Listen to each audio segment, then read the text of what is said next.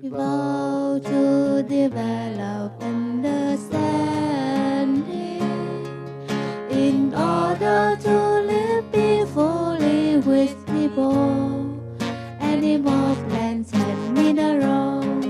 Animals, plants, and minerals.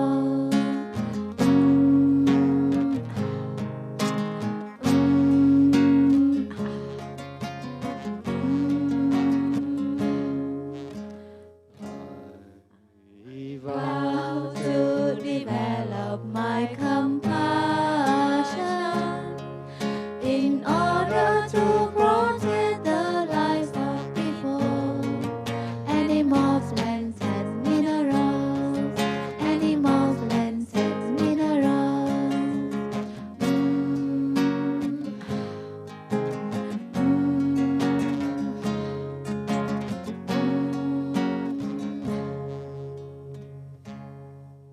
Oh, nice, huh?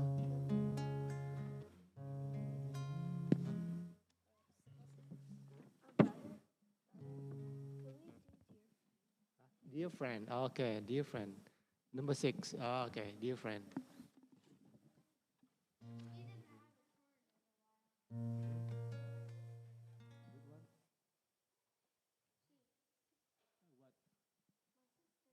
Do you want to sing? What do you mean? I don't understand what to say. Oh, she like to sing, huh? Okay, so maybe here, this one. Give this to her.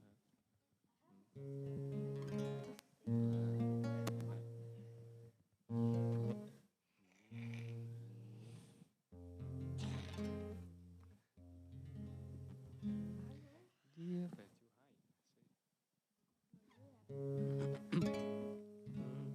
dear friend, dear friend, Let me tell you how I feel.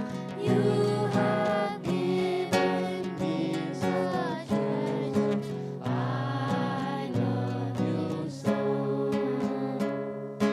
Dear friends, let me tell you how I feel. You have given me such treasure. I love you so.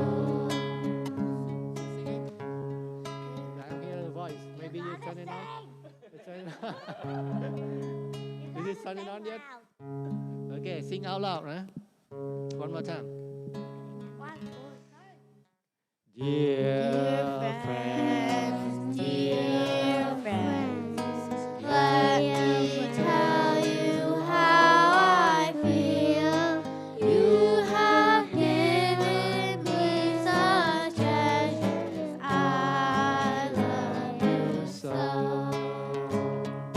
dear friends, Dear friends, let me tell you how I feel. you have given me such treasures. I love you so. I love you so. Okay, thank you.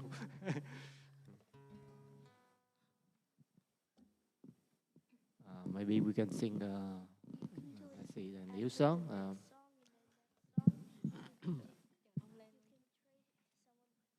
Okay, this song we need to invite everyone. We can snap your finger. Okay, 1, 2, 3. Okay, let's do it. Let's practice first. Okay.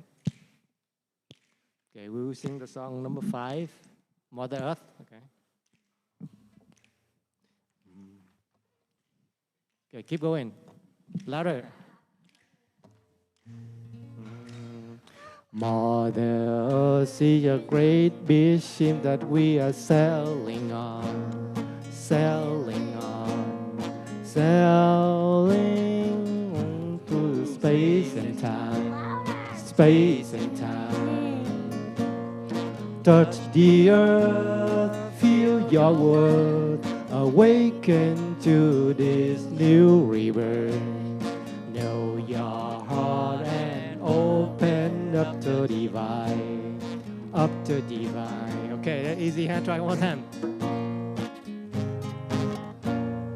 Mother Earth is a great big ship that we are sailing on, sailing on, sailing on through space and time, space and time. Touch the earth, feel your worth, awaken to this new river. Know your heart and open up to divine, up to divine, up to divine. Okay, let's try now one more time. But I want to Okay, one more time. hear your Children, voice. you can do it. Yeah, easy, right? Let me try. Maybe rock and roll something here. Right.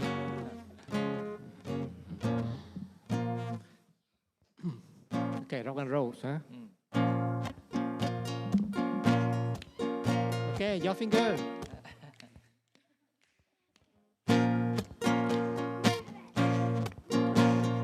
Mother Earth is a great big ship that we are sailing on, sailing on, sailing on through space and time, space and time. Touch the earth, feel your worth, awaken to this new river. Know your heart and open up to divine, up to divine. One more time. Mother Earth is a great big ship that we are sailing on, sailing on, sailing on through space and time, space and time.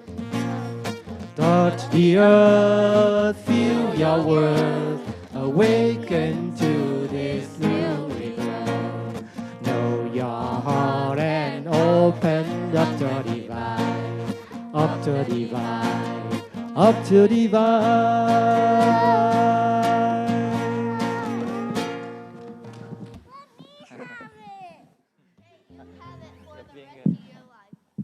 Okay, try one more song. Joking. Any suggestion? We are moving. How about we are moving? Huh? Leaves of one tree. Leaf of one tree. Okay, leaf of one tree. We have it here? No. We don't have it here.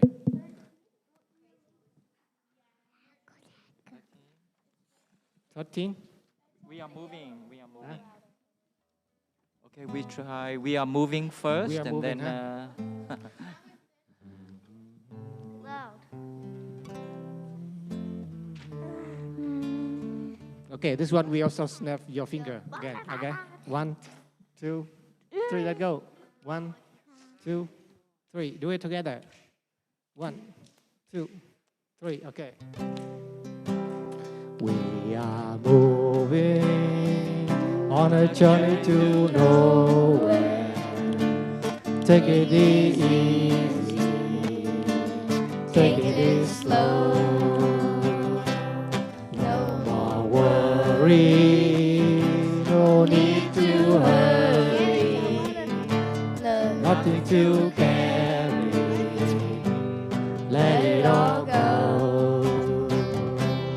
We are moving on a journey to nowhere.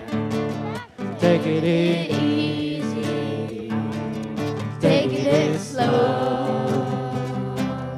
No more worry, no need to hurry. Nothing to carry, let it all go. Let it all go. Okay, is it happy enough? Happy enough? Happy enough? Or one more? Okay. Okay, see, like people still keep going, so maybe we'll do one more song, huh?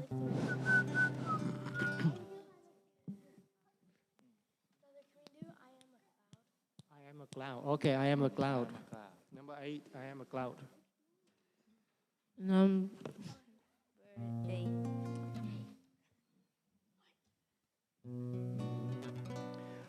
I am A cloud.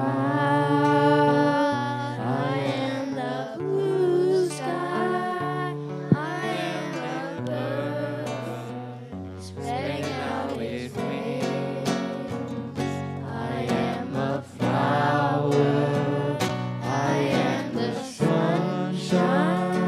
I am the earth receiving tears. And I am free when my heart is open. Yes, I am free when my mind is clear. Oh, dear brother, oh, dear sister, let's walk together mindfully.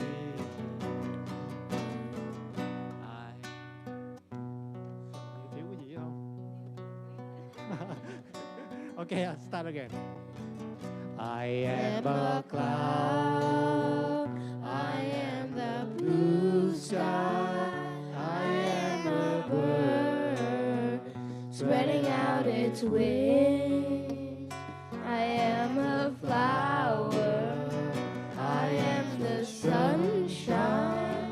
I am the earth receiving a seed. And I am free. My heart is open. Yes, I am free. When my mind is clear. Oh, dear brother. Oh, dear sister. Let's walk together mindfully. And I am free. My heart is open. I am free. But my mind is clear. Oh dear brothers, oh dear sisters, let's walk together mindfully.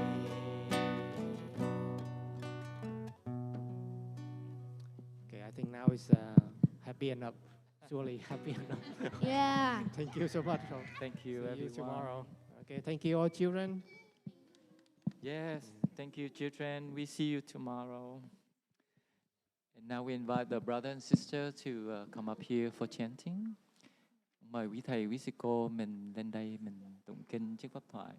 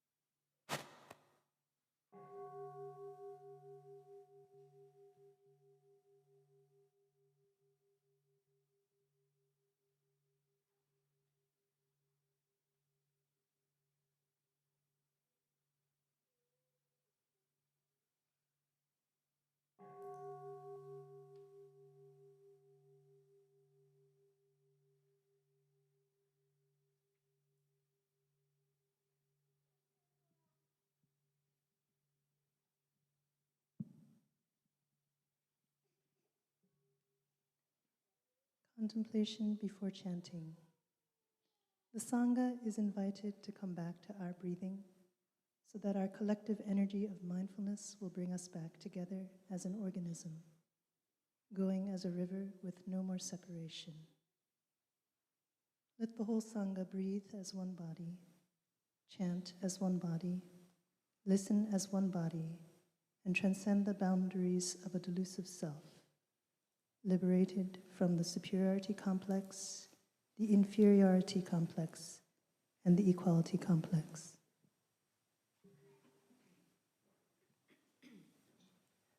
From the depths of understanding, a flower of great eloquence blooms. The Bodhisattva stands majestic.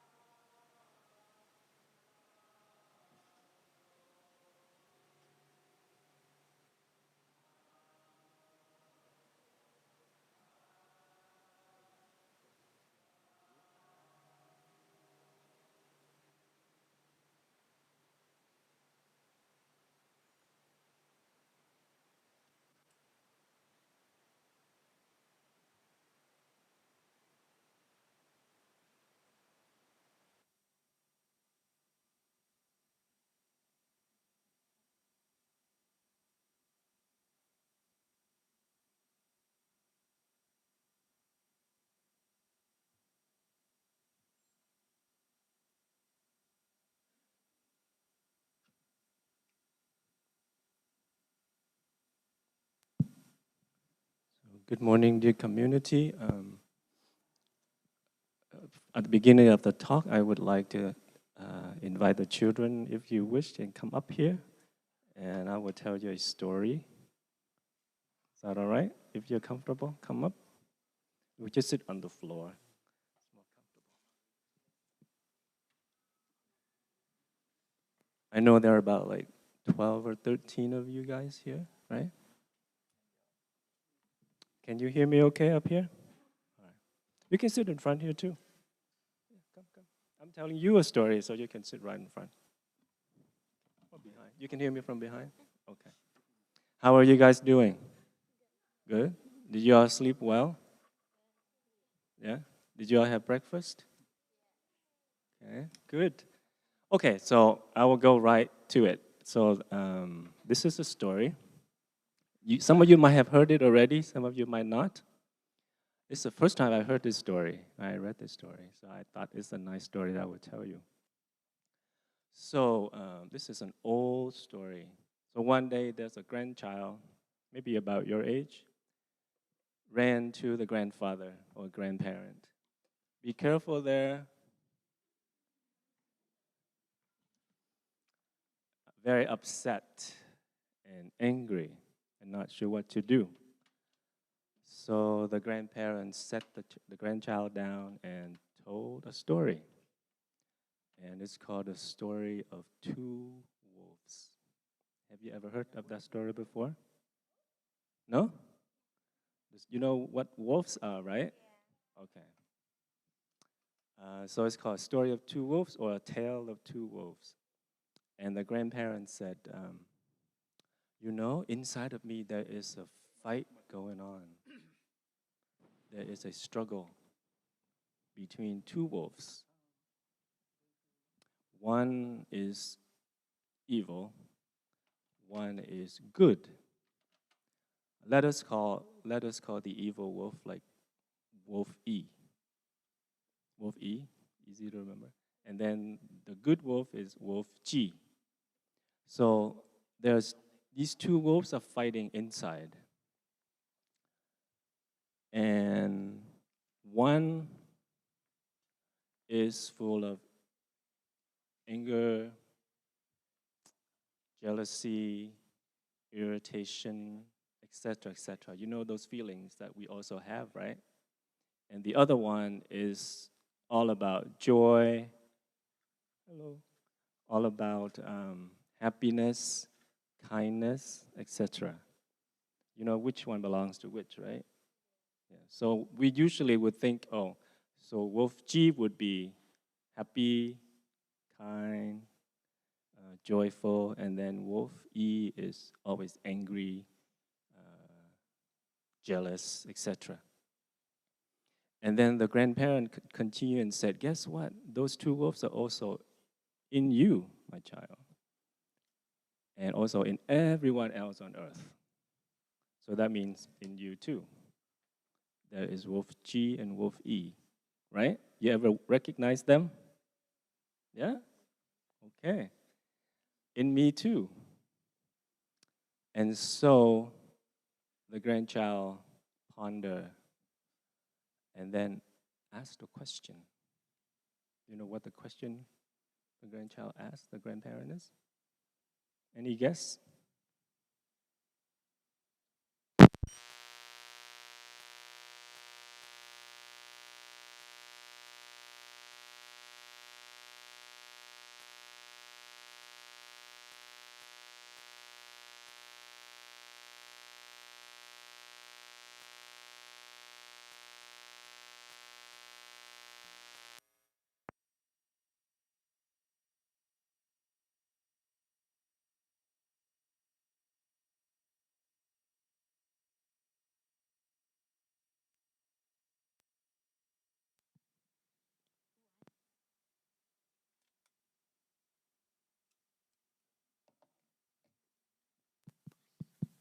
Okay. So Indio thinks he knows what the question would be. Why are the wolves fighting? Good question. Are they in me? Are they in me? Same your question.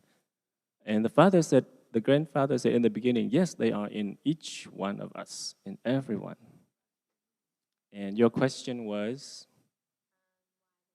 why are they fighting? That's a good question.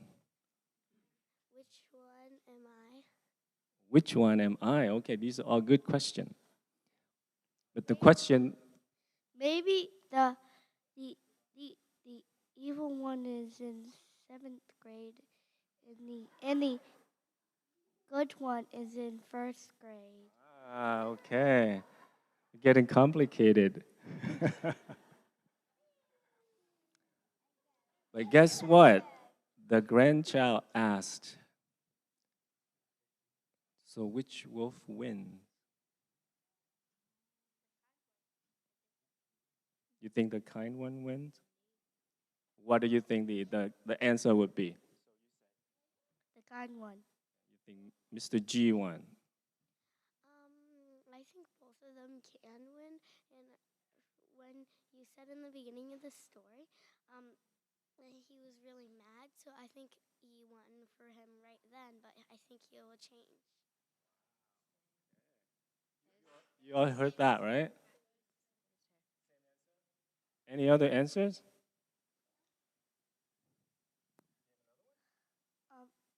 Maybe the wolves were dizzy after fighting. Got busy or got dizzy?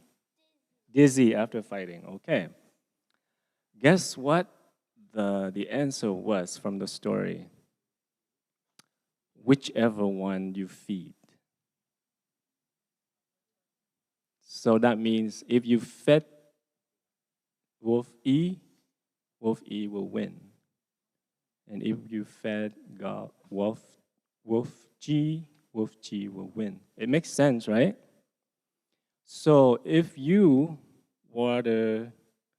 feed wolf E in you, like say irritation, then your irritation will get bigger. And what does that make you feel? More angry. More angry, more irritated. It's not a good feeling to have, right? But if you fed wolf G, say joy, then how will you feel? You would feel good. You will feel good. So you see, we have a choice of which wolf to feed, right? But just say, if wolf E is present, say anger is present in you, and you've been practicing mindfulness, what should you do? Mindfulness. At the first trip to the monastery. Thank you. What if you feed both wolves? Yes, if you fed both wolves, then they're even fighting even more. Don't you think? I think you should starve wolf E. We should starve wolf E. Oh, but say it comes to you and they say, I am angry.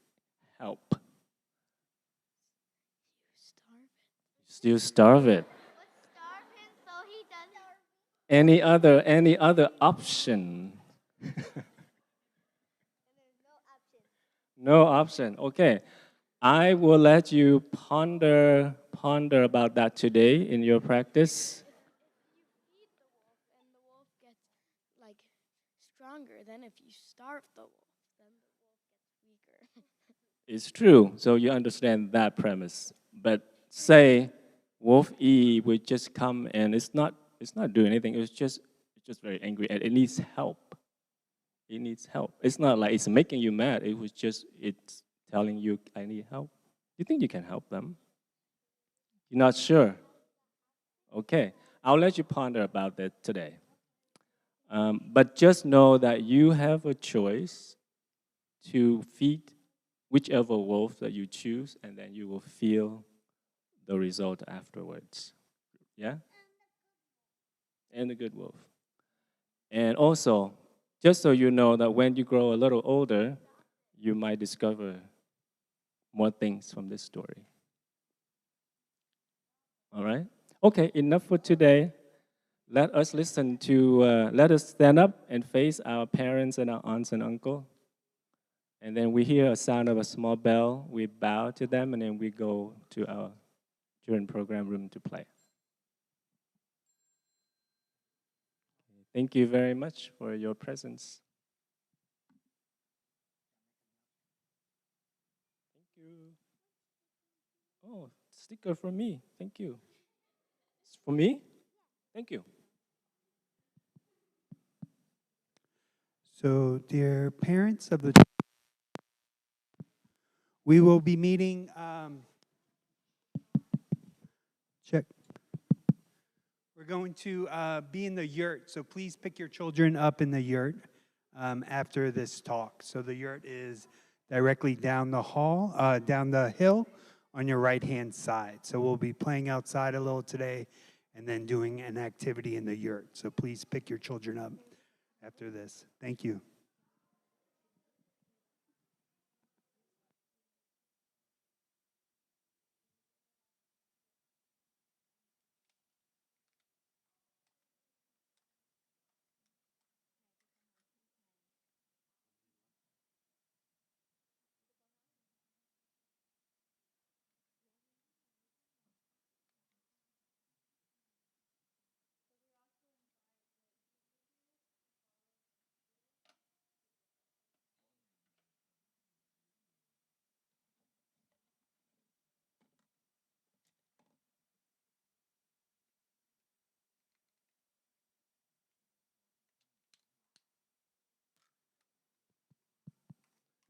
So dear community, let us enjoy listening to 3 sounds of the bell, but we wait a moment for the teens to leave.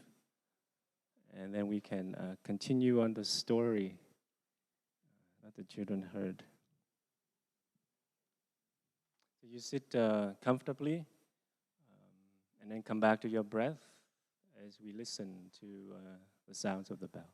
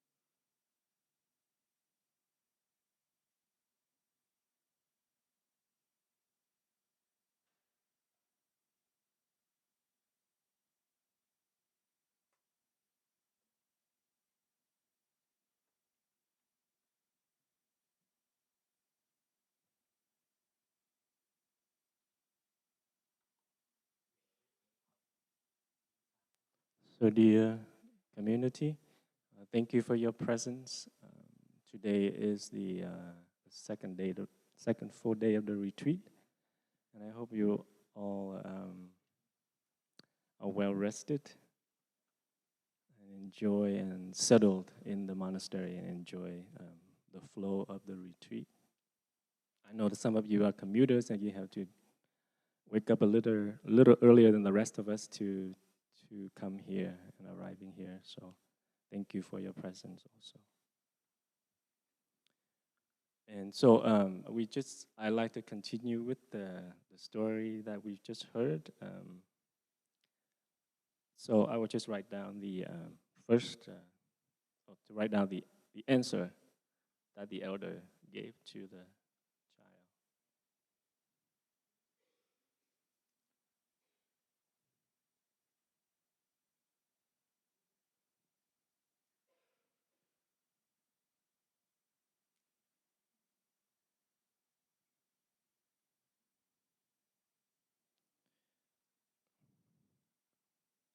So the answer is hopeful because it gives us a choice.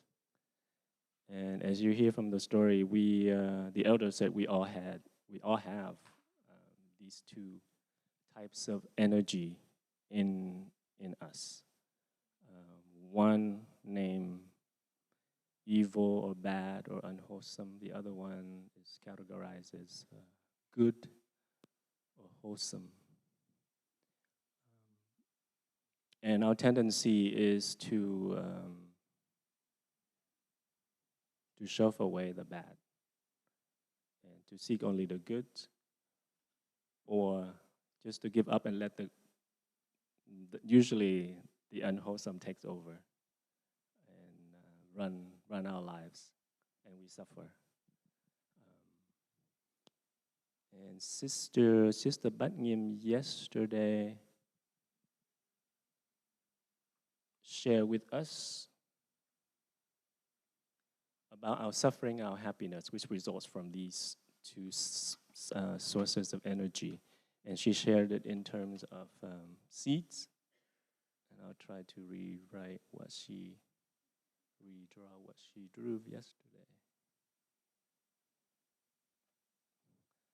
So we call this upper part of person is mind consciousness, and underneath this layer is called store consciousness. And then mana is somewhere in the middle. So these are the types. Oh, and then there's like 5 other ones.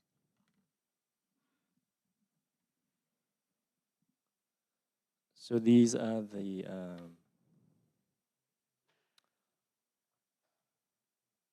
explanation of how the mind works, or how the mind is in Buddhist psychology. And this is the categorization of the minds in different types. But know that it's all one. But when we discuss, we learn, we study, we break them down into several parts so that we can understand them better. But they all are. And our sisters said, in our stored consciousness, there are all types of seeds.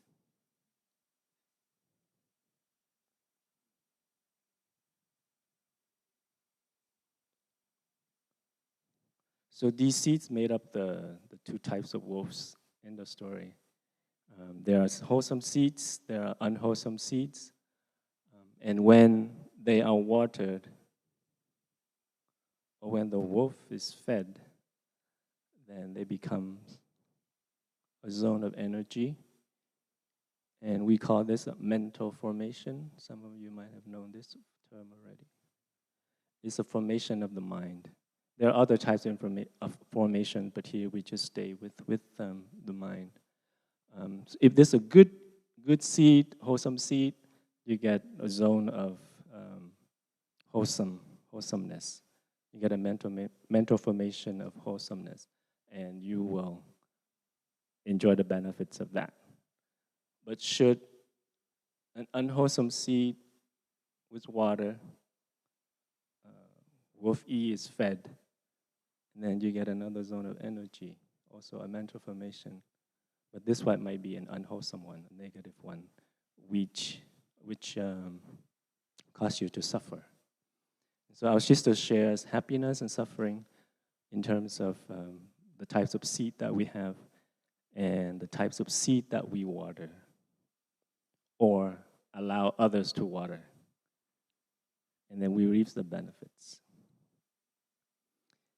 So today I like to approach this in terms of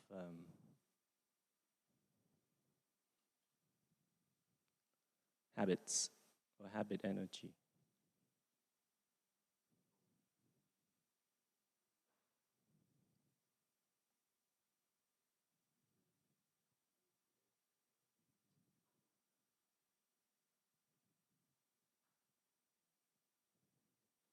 So what really says is actually this, right? The seeds of water, like the wolves, whichever wolves that's been fed, that's what you get. But when we talk about habit energy, It's actually the same thing, but it's different way of saying it, but different focus. So when we talk about habit energy, so we're focusing at this level.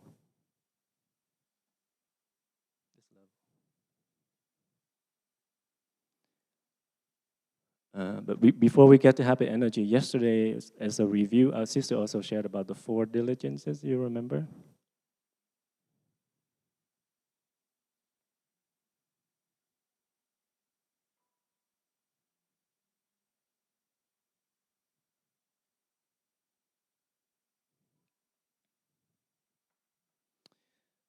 And just briefly, this is if a seed is negative, we try not to water it. We acknowledge we know what it is, and we try not to water it, though it won't manifest in our mind. Second, if it's already manifested, we're trying to find ways to bring it back down by not continuing watering it again and again. At some point, it's going to come back down to the form of seed. And then the third is if it's a wholesome seed, then we want to cultivate it. We want to water it. We want to feed wolf G to manifest into this area so we can enjoy the happiness, the joy that it brings. And if it's already there, we want to make it last a little longer. No impermanence, but if we keep feeding it, we keep watering it, it will last a little longer. So that's the practice of 4 diligences. And so when we focus around this area where they manifested in our mind consciousness, whether they're wholesome or unwholesome, if we don't do anything here, they will become action.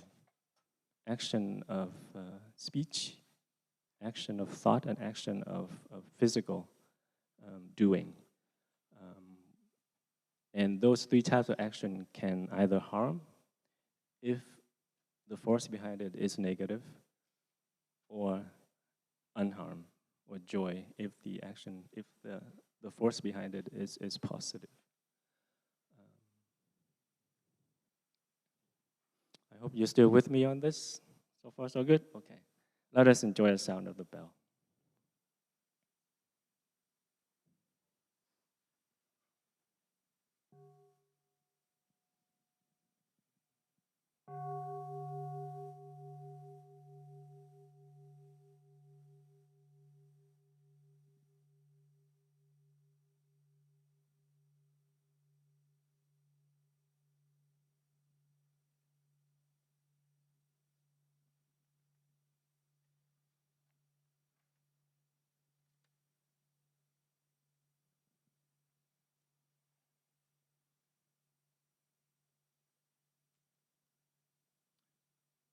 Let's share one example of this habit. Say scrolling through social media. We all do this, and we know that it stems from a seed. If we follow this explanation, and so, but that seed is not sown by our ancestors, right? They didn't have social media back then. So that seed is sown from somewhere, maybe from society, from friends, from family, from other people. And then so we pick up the smartphone and we start scrolling. That is, we're watering the seed of addiction, of social media, where we're feeding the wolf E. And as we continue to do that, we continue to water, we continue to feed, and it becomes habit energy, the tendency, the drive, the desire, the push to do something, to get something. And then it becomes a habit. So whenever you don't have a phone, you kind of feel at a loss.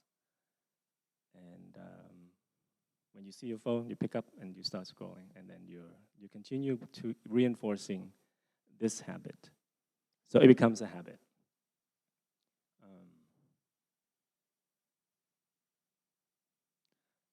they say for a habit to stop a habit, it takes 3 days. I don't know if that's true. I guess it depends. It depends on the type of habits that we got. But they also say that to create a new habit, you need 21 days. And also to make it stick, 90 days. So it will become part of you. So we do have a choice. Whether are there certain habits we want to transform, we want to drop, to let go? Are there others you want to pick up, to cultivate? It all depends on what we want the outcome to be. So the example is about scrolling social media, but by the same mechanism, we can also cultivate a new habit. Just identify the seed, and then water it, and then it will bloom. It will ripen. For example, a good habit or a wholesome habit would be smiling. Some of us are easy to smile, but others are harder. Depends on how we feel that day. But smiling can be a habit, and habit can be cultivated. We might pick something in our environment that we see every day and practice smiling at it. It's very easy to see beautiful things and practice smiling, but maybe for a challenge, for something that don't seem to be so beautiful to you, but you still smile to it anyway. It's a practice of smiling. Many people come to the monastery and our practice center and said that many of the monastics smile a lot. And sometimes they get a little bit frustrated. What are they smiling about? Why are they smiling all day? I think if you're one of those, you can come and ask, why are you smiling all day? Maybe some of them might let you know. But we do smile a lot. Like for me, I don't usually smile. I'm not a natural smiler.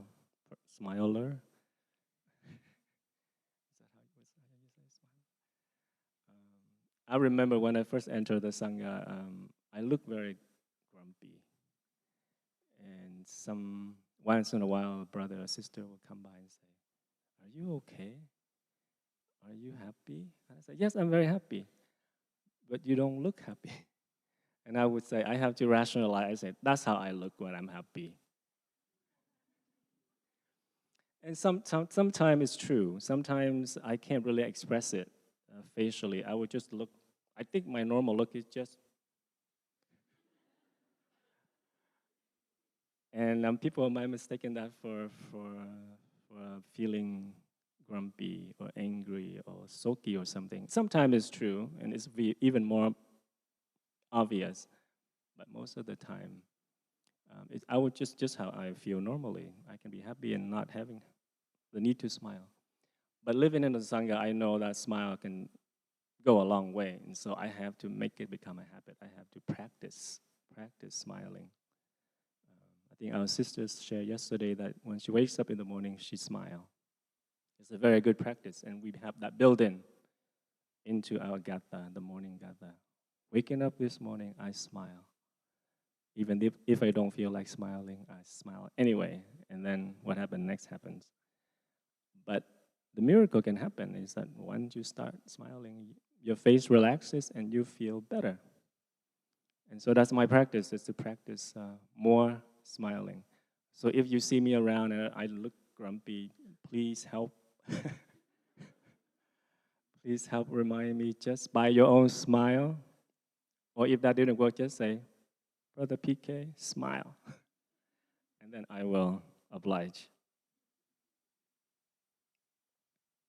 So when we apply the same mechanism to build a good habit, try on ourselves first and then help others skillfully to do the same.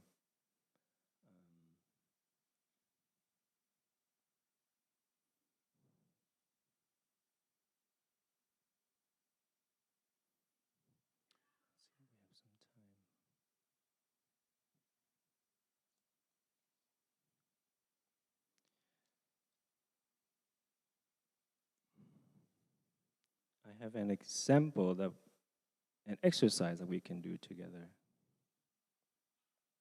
And it's very easy. You've been doing it this whole retreat. It's about listening to the bell and come back to your breath. It's a good habit, training it as a good habit. So when you hear the sound of the bell, you close your eyes, you sit comfortably, you come back to your in-breath and out-breath, and just be aware and see what comes up. I think you might have heard our teacher shared in the past that usually the simplest insight would arise that, oh, I am still alive. How wonderful that is. And if you continue to breathe, to feel aware, you build up the concentration of mindfulness, and more insight might arise. Oh, I don't have a cold. Or, oh, I am having a cold, but I know that it will be gone, and then I will feel okay again. Or, oh, I'm surrounded by people that are having the same motivation as me, having the same aspiration as me, as to practice, to transform. How wonderful it is to be here right now. So you can think of, or many insights can arise just from you being calm and being present. Shall we try? Okay, we hear one sound of the bell, and we follow our breathing and consider this a step in the direction of building a good habit.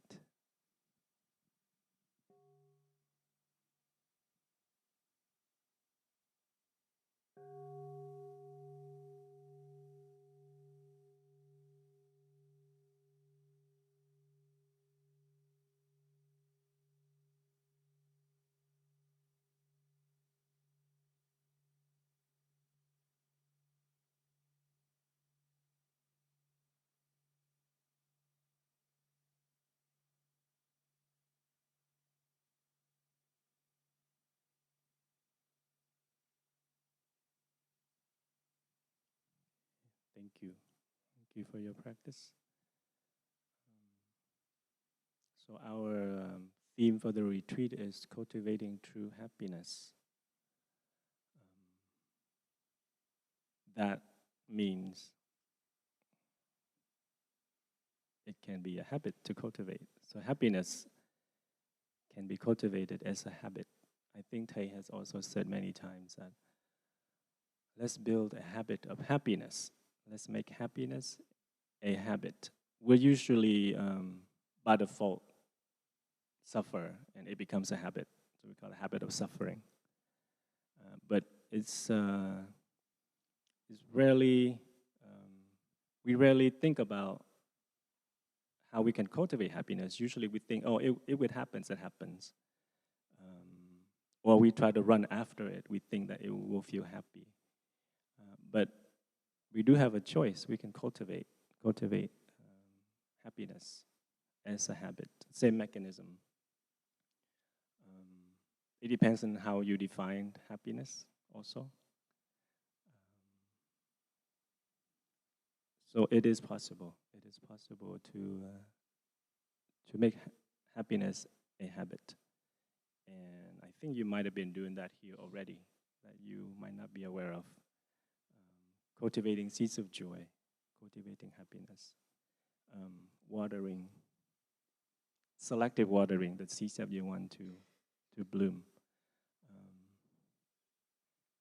Sometimes you can also approach it as creating conditions for happiness to manifest. When we say cultivate happiness, it might be misunderstood that, oh, it's something that we can actually grow or make happen. But it really, we just create conditions for it to manifest. Just as if you plant a seed into the soil, you put conditions in, like you water, you fertilize. The earth, the sun, the sunlight, the rain, they're all conditioned, and then the plant would sprout We cannot sit there and tell the plant to please sprout, please grow. You can't make it grow, but you can create condition for it to grow. And that's all we can do to the best of our ability.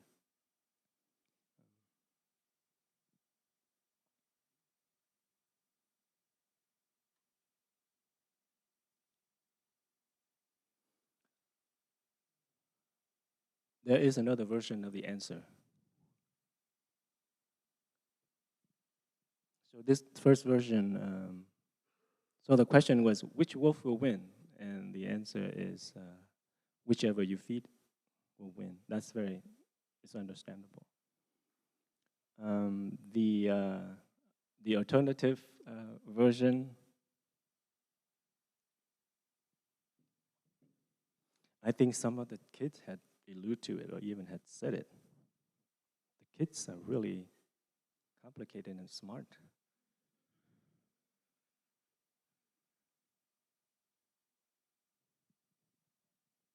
I have to use the right term.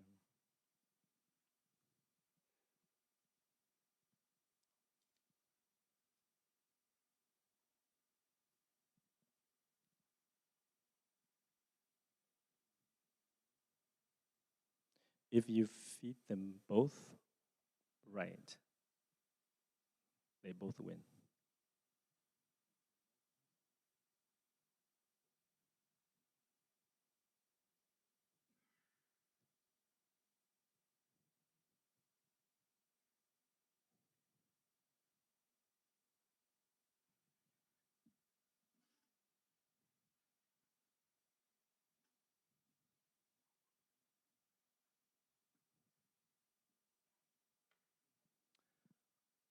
I'm just going to read you the story. It's not very long. So the other version of the story, the elder answered to the question, which wolf will win? And the answer was, if you feed them both right, they both win. And then the explanation. You see, if I only choose to feed the good wolf, we call wolf G, then the evil wolf, wolf E. So I just made up the wolf G and wolf E. The elder didn't say that.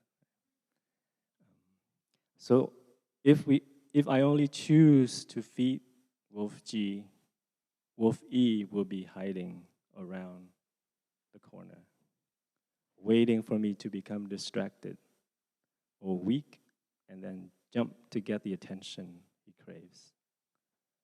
He will always be angry and will always fight wolf G. But if I acknowledge him, he is happy, and wolf G is happy, and we all win. For wolf E has many qualities: tenacity, courage, fearlessness, strong will, and great strategic thinking that I have need of at times.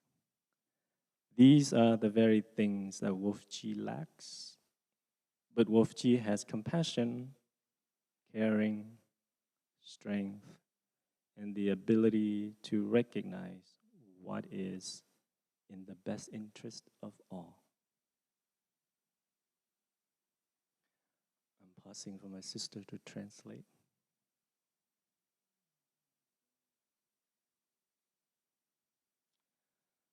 And he goes on. You see, wolf G needs wolf E at his side. To feed only one would starve the other and then will become uncontrollable. To feed and care for both means they will serve you well and do nothing that is not a part of something greater, something good, something of life. Feed them both and there will be no more internal struggle for your attention. And when there is no battle inside, you can listen to the voices of deeper knowing that will guide you in choosing what is right in every circumstance. Peace, my child, is a Cherokee mission in life. So this is an old parable from our native ancestor, the Cherokee Nation. A person who has peace inside has everything. A person who is pulled apart by the war inside has nothing.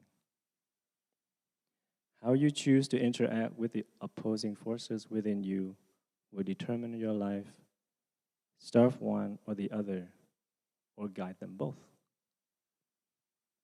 So these are very wise words, and we have a chance to learn them. In the light of mindfulness practice,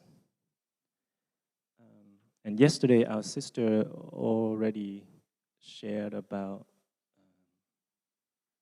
this too. She said the process to take care of our emotion is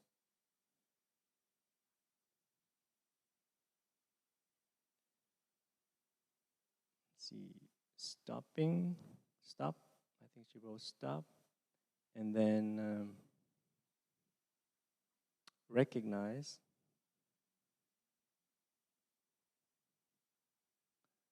and then you remember calm.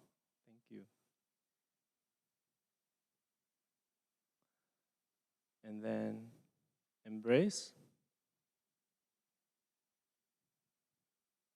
and transform.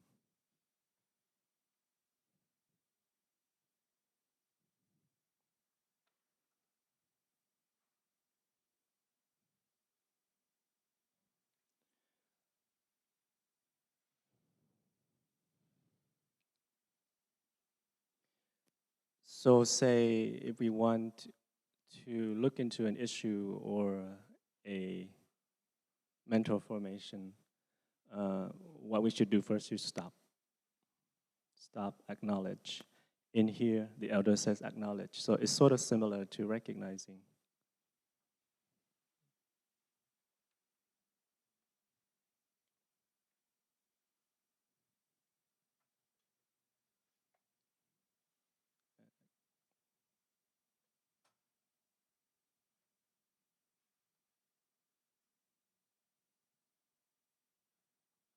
I can't even spell this now.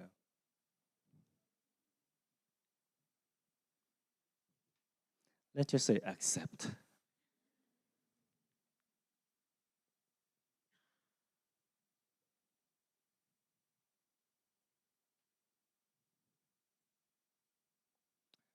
So it's similar. We recognize something, we acknowledge it, we accept it.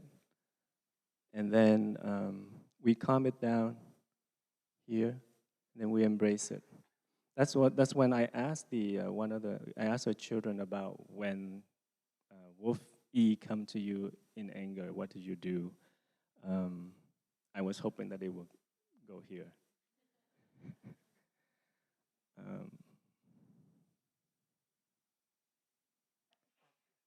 So when we recognize, we accept, we embrace, and this transform part is, we can also say, looking deeply. We break it down to a few more steps, and then we will have insight, and that transforms the situation. I think our teacher broke it down to small steps for us to practice. And if you notice, this part is samatha, stopping. And then this part is vipassana.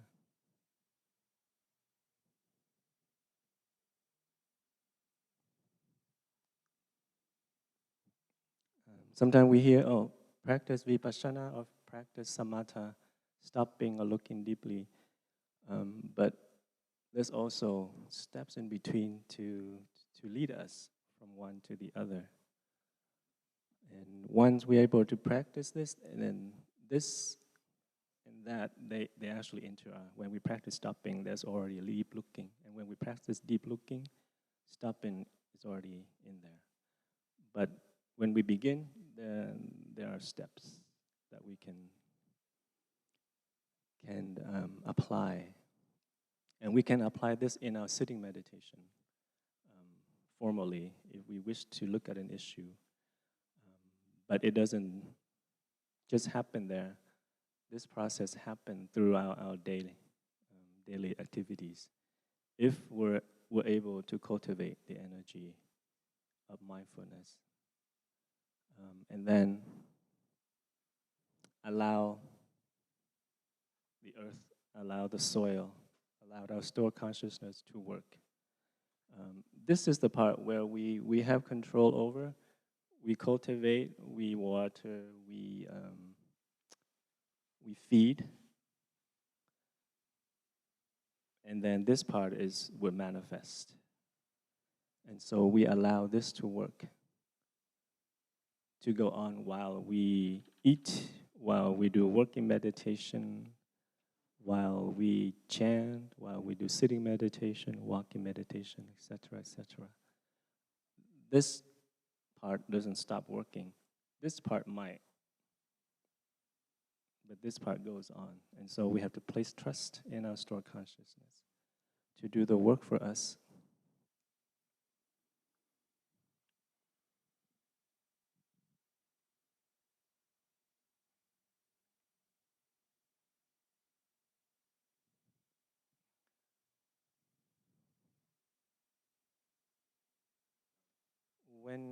When we are in a relationship or we raise a family, then happiness, our happiness is their happiness. And their suffering, their difficulties are ours. Our teacher shared, there's no individual happiness anymore. When you raise a family, or when you're in a relationship, you interact with the people you love. And so when you're able to cultivate happiness for yourself, you're cultivating happiness for them, and vice versa. Sometimes we have to make a change to make ourselves happy, but sometimes we have to make a change to make others happy. Because when they're happy, we're happy. We interact with them. And then another point, if you are single, not in relationship, and you can still practice, and you should practice cultivating happiness for yourself. We would ask for you to just to pay attention to see whether it is the idea of happiness that you're running after and not happiness itself, not true happiness. If you feel like you have to hold on to something or someone in order to be happy, reflect again. Maybe that's just an idea that you hold on to, that you're afraid to let go. But maybe if you let go, you actually feel happy. So you no longer live in the past or being held on by the past. And on the other side, if your happiness is dependent upon you feeling like you need something from the future or someone from the future in order to be happy, otherwise you can't be happy, then maybe it is actually an idea. That's an idea, your idea of happiness in the future. And see if you can practice letting go and experience happiness right now in the present moment. So these are some of the points that we can reflect upon. There's no right or wrong. Oh, brother or sister said this, I have to do this.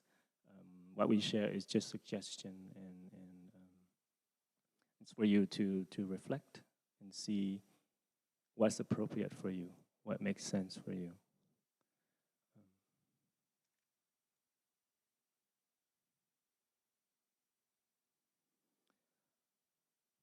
The story could end there, but I want to go a little further.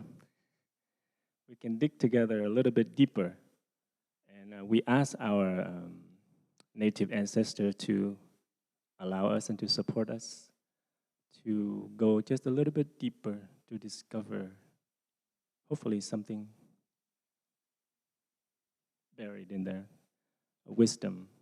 And we can do this through the light of mindfulness, using the light of mindfulness to shine through this.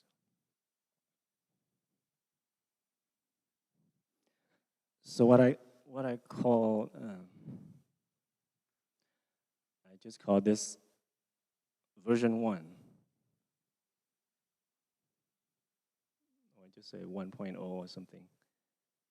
And then this will be version 2. And then I think there's a possibility of version 3.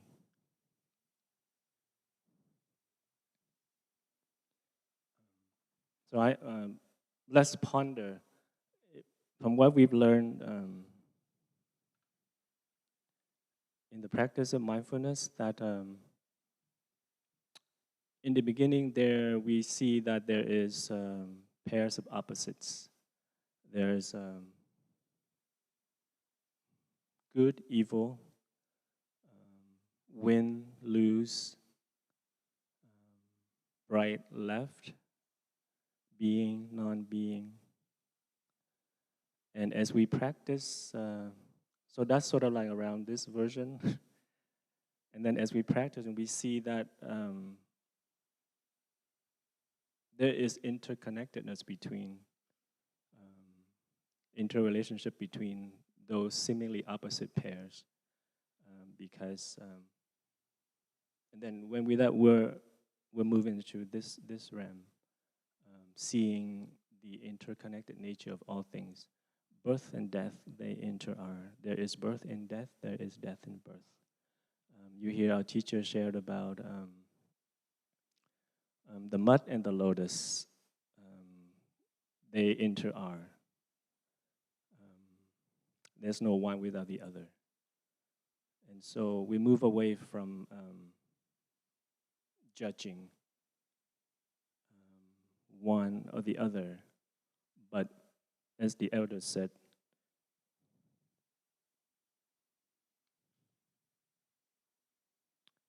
no more internal struggle when we're able to accept them both. And the same is that when we accept both birth and death as facts of life, then we have a chance to go deeper and see that actually there is no birth, no death. It's just a manifestation of conditions.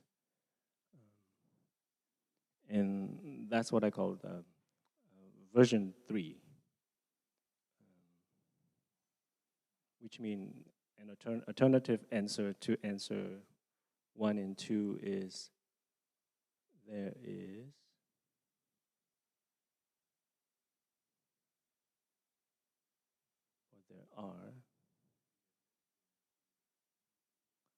there are no wolves.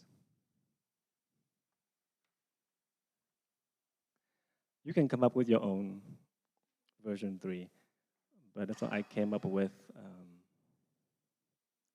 There are actually no wolves. They're all in us. You can say that we're both wolves, or we're neither, or even neither, not both or neither, not one or the other. So when we move into this understanding, we have a chance of touching true peace, touching true happiness, and that brings us to true liberation.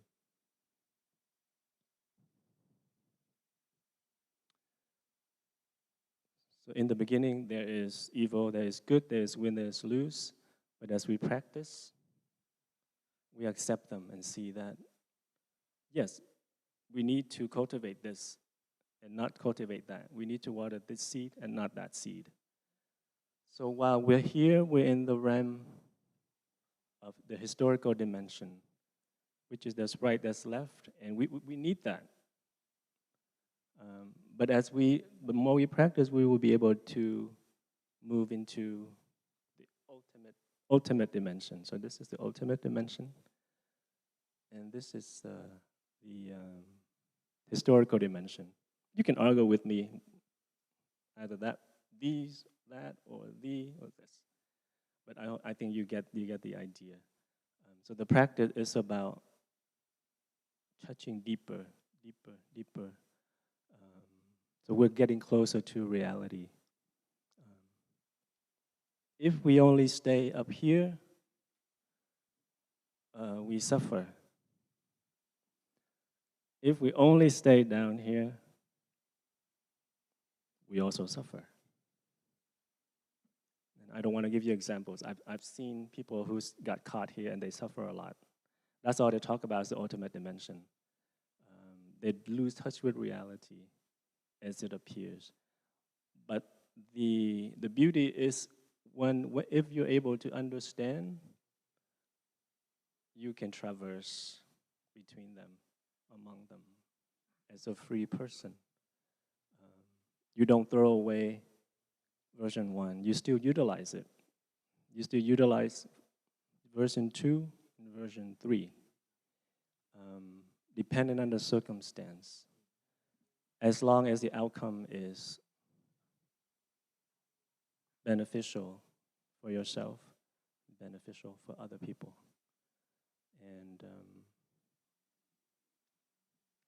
it is possible. We have many examples. Yesterday we heard the reading on the invoking the Bodhisattva's names and their qualities. If you remember the quality of Bodhisattva Manjushri, using the sword of understanding or the sword of wisdom to cut through illusion. Very, very strong. And then the image of Avalokiteshvara, the Bodhisattva of compassion, using the ability to listen, compassionate listening, to relieve the suffering of other people. So we can say one might be strong, like the strong tendency of Wolf E, and one is very soft, like Wolf G. But depending on the circumstance, each one is needed. So that's like here.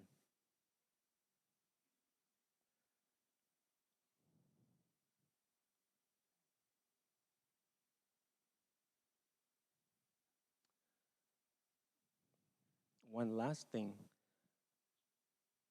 Know that they also inter-are. So when I say, oh, we move in between them, we move across them, that's just a way of saying, when we dwell deeply in the present moment, one is the other. And it is possible for us to live with our feet on the ground, being in the historical dimension, but then treat ourselves and others as though we're in the ultimate, that we inter-are. It takes practice. It's not all after this talk you and I will become experts, but it takes practice. And we can do this as a community. Let us enjoy another sound of the bell.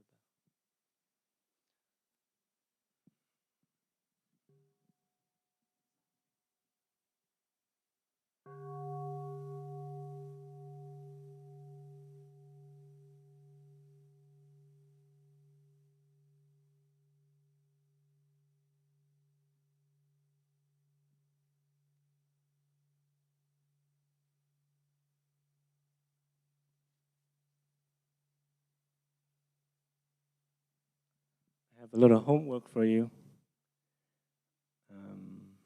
If you like, today and tomorrow, take time to sit down with a piece of paper or anything that you can write on. A list for Wolf Chi and a list for Wolf E that are inside you.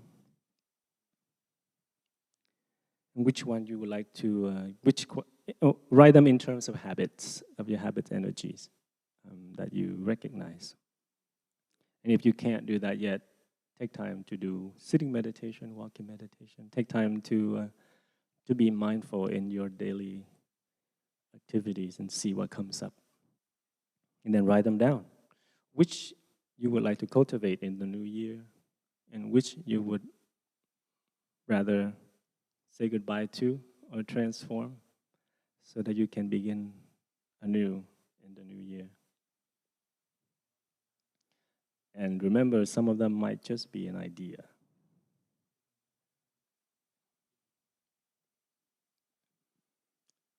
That's all we have for today. Let us enjoy 3 sounds of the bell. And just let everything you heard settle. Thank you.